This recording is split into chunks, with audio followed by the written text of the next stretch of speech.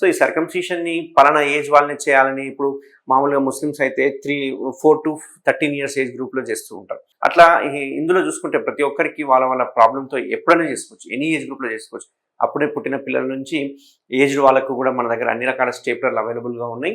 So ఇందులో gold అని, black అని రకరకాల స్టేప్లర్స్ ఉంటాయి. మనం ఏదైనా ఒక స్టేప్లర్తో చేసుకోవడం వల్ల దీన్ని మనం సెక్షువల్ ట్రాన్స్మిటెడ్ డిసీజ్ కావచ్చు, హెచ్ఐవి కావచ్చు, కొన్ని రకాల క్యాన్సర్స్, పెనల్ క్యాన్సర్స్ అంటాం, స్క్వేమస్ సెల్ కార్సినోమా అని చాలా రకాల కార్సినోమాలు ఉంటాయి.